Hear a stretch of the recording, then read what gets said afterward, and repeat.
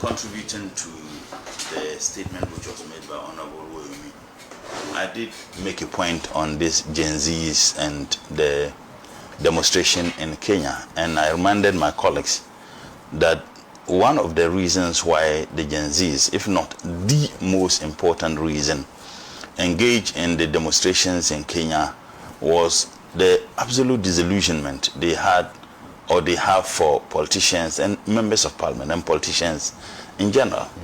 And let us not be deluded into thinking that our democracy is buoyant, our democracy is growing leaps and bounds. We have been practicing this democracy for 30 years and more now, and therefore it is very stable.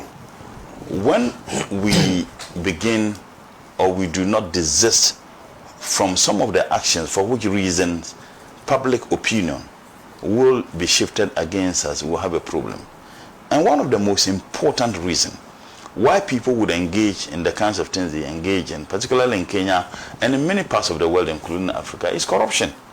I mean, I have said it time, without number, that when we look at corruption as a state, we tend to be focusing on just political corruption.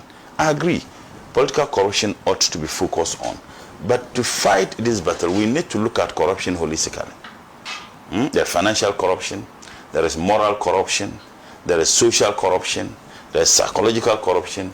There are all manner of corruptions that people are engaged in. I mean, if people are corrupt and the media is also corrupt, then that is worrying.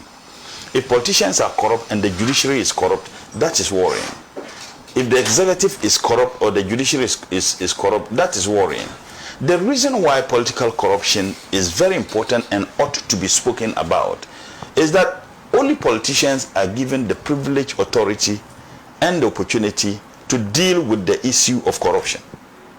If you are a president, you are given so much powers. You have the authority to determine who sleeps in his house and who doesn't sleep in his house. Everything that happens in the country is driven by your policy and your vision. And therefore, if you appoint people to execute that policy or that vision, you have a moral duty to ensure they do it without engaging in things that are illegal. I'll tell you a story. When I was NYP Deputy National Coordinator, and I remember we had a program in Tamale. Then when they did the budget for the program, and then as a Deputy National Coordinator, I was there, and then they came and said that this is your budget, this is your money for accommodation. I said no, and you can find out. I live in Tamale, I have a home in Tamale, I have a house in Tamale. So why should I take money for accommodation? And you can check. I said no. And the guy was shocked why I was saying, oh, but you can just take it. I said no.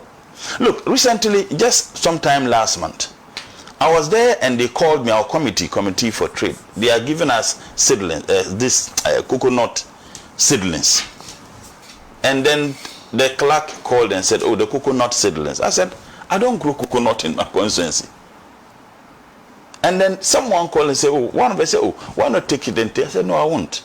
And I was having a discussion with Honorable Yusuf. And I said, look, I won't take this because one, I don't plant coconut in Tamale Central. Now, even if I take the coconut and give it to a colleague who lives in an area where he can utilize, tomorrow when there is problem and they check, they say, oh, Murtala also took the coconut seedlings. When in actual fact, he doesn't have coconut, grown in his area. Why did he take it? So sometimes civil servants in our institutions are those who are aiding politicians to be corrupt. I'm not defending politicians being corrupt, and I've said it time and again. Corruption among politicians for me is the most dangerous aspect of all the corruptions we have, because the